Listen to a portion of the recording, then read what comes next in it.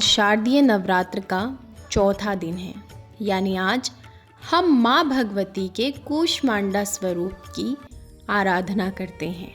माँ कूष्मांडा को आदि स्वरूपा और इस सृष्टि की जननी कहा जाता है।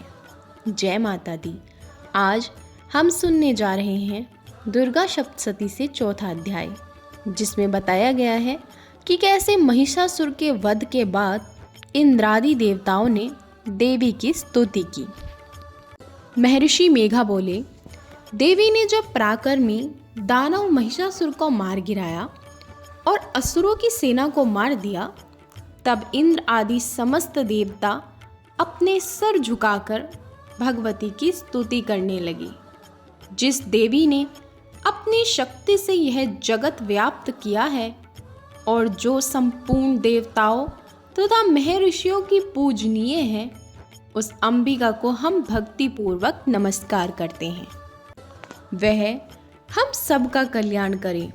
जिस अतुल प्रभाव और बल का वर्णन भगवान विष्णु, शंकर और ब्रह्मा जी भी नहीं कर सके, वही चंडिका देवी इस संपूर्ण जगत का पालन करे और अशुभ भयों का नाश करे।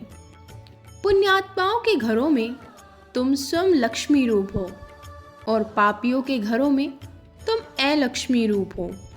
सतकुल में उत्पन्न होने वालों के लिए जो लज्जा रूप होकर उनके घरों में निवास करती है। हम उस दुर्गा भगवती को नमस्कार करते हैं। हे देवी, इस विश्व का पालन करो। हे देवी, हम तुम्हारे अचिंत्य रूप का किस प्रकार वर्णन करें। असुरों के नाश करने वाले तुम्हारे भारी पराक्रम का हम किस प्रकार वर्णन करें। हे देवी, त्रिगुणात्मिका होने पर भी तुम संपूर्ण जगत की उत्पत्ति का कारण हो। हे देवी, भगवान विष्णु, शंकर आदि किसी भी देवता ने तुम्हारा पार नहीं पाया। तुम सबकी आश्रय हो। यह संपूर्ण जगत तुम्हारा ही अंश रूप है, क्योंकि तुम सबकी आदिभूत प्रकृति हो।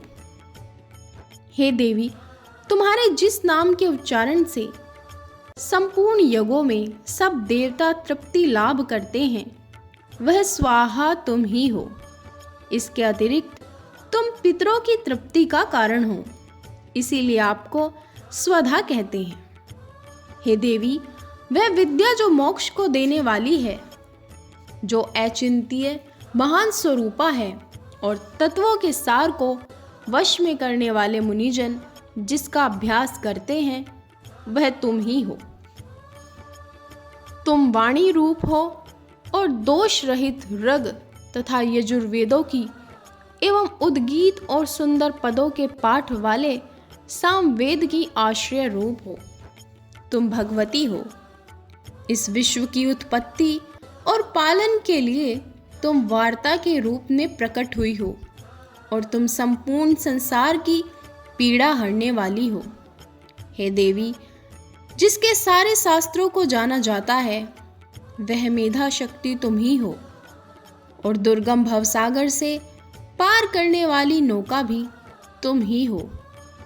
लक्ष्मी रूप से विष्णु भगवान के हृदय में निवास करने वाली और भगवान महादेव द्वारा सम्मानित गौरी देवी भी तुम ही हो।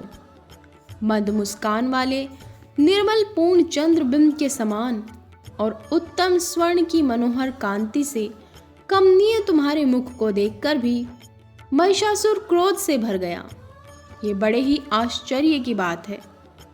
हे देवी, तुम्हारा यही मुख जब क्रोध में भर गया तो उदय काल के सूर्य की भांति लाल और तनी हुई भौहों के कारण विकराल रूप हो गया। उसे देखकर महिषासुर के शीघ्र प्राण नहीं निकल गए। यह बड़े आश्चर्य की बात है। आपके कुपित मुख के दर्शन करके भला कौन जीवित रह सकता है। हे देवी, तुम हमारे कल्याण के लिए प्रसन्न हो। आपके प्रसन्न होने से इस जगत का अभ्युदय होता है और जब आप क्रुद्ध हो जाती हैं तो कितने ही कुलों का सर्वनाश हो जाता है। ये हमने अभी अभी जाना जब तुमने महिषासुर की बहुत बड़ी सेना को देखते ही देखते मार दिया। हे देवी, तुम जिस पर प्रसन्न हो जाती हो वही देश में सम्मानित होते हैं तथा उनके धन एवं यश की वृद्धि होती है। उनका धर्म कभी स्थिर नहीं होता और उनके यहाँ पुत्र पुत्रियां नौकर होते हैं। हे देवी, तुम्हारी कृपा से ही धर्मात्मा पुरुष प्रतिदिन श्रद्धापूर्वक यज्ञ और धर्मानुकूल आचरण करते हैं और उसके प्रभाव से स्वर्गलोक में जाता है। तुम तीनों लोकों में मनवांछित फल देने वाली हो। हे माँ दुर्गे, तुम स्मरण करने पर संपूर्ण जीवों के भय नष्ट कर देती हो और स्थिर चित्त वालों के द्वारा चिंतन करने पर उन्हें और अधिक मंगल देती हो। हे दारिद्र दुख नाशिनी देवी, तुम्हारे सिवा हमारा दूसरा कौन है।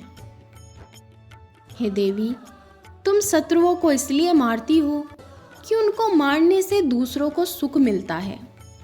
वह चाहे नरक में जाने के लिए चिरकाल तक पाप करते रहे हो, किंतु तुम्हारे साथ युद्ध करके सीधे स्वर्ग में जाएं। इसीलिए उन पर कृपा करके तुम उनका वध करती हो। हे देवी, क्या तुम दृष्टिपात मात्र से समस्त असुरों को भस्म नहीं कर सकती? अवश्य ही कर सकती हो, किंतु तुम शत्रुओं को अपने शस्त्रों के द्वारा इसीलिए मारती हो कि तुम्हारे हाथ से मर के वे स्वर्ग को जावें। इस तरह हे देवी, उन शत्रुओं के प्रति भी तुम्हारा विचार उत्तम है। हे देवी, तुम्हारे उग्र खड़ग की चमक से और त्रिशूल की नोक की कांति से असुरों की आंखें नहीं फूटी। इसका कारण यह था कि वे किरणों से शोभायमान तुम्हारे चंद्रमा के समान आनंद प्रदान करने वाले सुंदर मुख को देख रहे थे। हे देवी, तुम्हारा शील बुरे विचारों को दूर करने वाला है और सबसे अधिक तुम्हारा रूप है जो ना तो कभी चिंतन में आ सकता और ना ही जिसकी दूसरों से कभी तुलना ही हो सकती है। हे देवी, तुम्हारे बल की किसके साथ बराबरी की जा सकती है तथा इतना सुंदर रूप भी और किसका है। हृदय में कृपा और युद्ध में निष्ठुरता, ये दोनों बातें तीनों लोकों में केवल तुम ही में है। हे माता, युद्ध भूमि में शत्रुओं को मारकर तुमने उन्हें स्वर्गलोक में पहुंचाया है। इस तरह तीनों लोकों की तुमने रक्षा की है तथा उन उन्मत्त असुरों से जो हमें भय था उसको भी तुमने दूर किया है। तुमको हमारा नमस्कार है। हे देवी, तुम शूल तथा खड्ग से हमारी रक्षा करो तथा घंटे की ध्वनि और धनुष के टंकार से भी हमारी रक्षा करो। हे चंडिके, आप अपने शूल को घुमाकर पूर्व पश्चिम उत्तर तथा दक्षिण दिशा में हमारी रक्षा करो। तीनों लोकों में जो तुम्हारे सौम्य रूप हैं तथा घोर रूप है उनसे हमारी रक्षा करो तथा इस पृथ्वी की रक्षा करो। हे अंबिके, आपके कर कमलों में जो खड्ग शूल और गदा आदि शस्त्र शोभा पा रहे हैं उनसे हमारी रक्षा करो। महर्षि बोले।